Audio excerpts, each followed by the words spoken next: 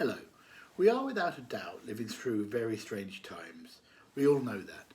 Parent mail after parent mail since March has spoken of distancing, of face masks, of hand sanitizer, staggered drop-offs, and that seemingly innocent word that now strikes a new kind of fear into every teacher: bubbles. Normally around this time of year, I invite our families to join my staff and I for a vision evening. Obviously, that's not going to be possible this year, but I wanted to reach out from behind the visor and update you on some of the things going on. I don't want to dwell on the pandemic.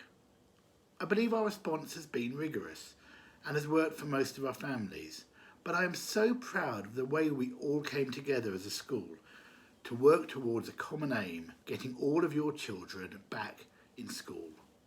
And before the summer holidays, something you won't find many schools boasting about.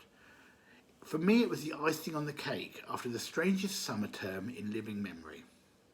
But actually, let's stop and look back over those weeks in April and May when we were all at home. It would be a waste to consign that time to the past and not look at what we can take away from the experience. I personally believe we learnt a lot as educators. We learnt about our IT skills, or lack of. We learnt about taking a step outside of our comfort zone, and we learnt new things. Just as I so often say to the children, learning is a journey, and that journey never comes to an end. However much I know some of my colleagues really did want it to at the time. And I think we take a great deal away from this. I also want to thank you in just the same way as many of my teachers. You are working from home, supporting remote learning for your child, or indeed multiple children, and everything else that life was throwing at us during this period. And of course, the children, who adapted so brilliantly to working in a different way, not seeing their classmates in person, and in many cases, dealing with their own personal anxieties. It has been a tough time for all independent schools. And we said goodbye to some dearly loved families last term who moved on from Woodlands. Many private schools didn't survive the lockdown, but we have. We have new families joining us every week, the phone is ringing, and we are growing all of the time. Back in June, when waving off our Year 6, I told them not to worry, we'd have a belated prize giving in October. Well, that clearly isn't looking like it's going to happen any time soon, and certainly not in the usual format. What is strange is that I can't actually tell you what we're going to be doing this year, certainly as far as the big showcase events are concerned. Where we can adapt, we will. But I know it will never be the same as sitting in that packed school hall watching a performance your child has worked so hard to earn a lead role in. We are lucky, however, to live in the time that we do, a time of blended learning which moves away from the traditional sitting in the class model we all know of as school. We have technology, the ubiquitous Zoom or Teams or even Edmodo.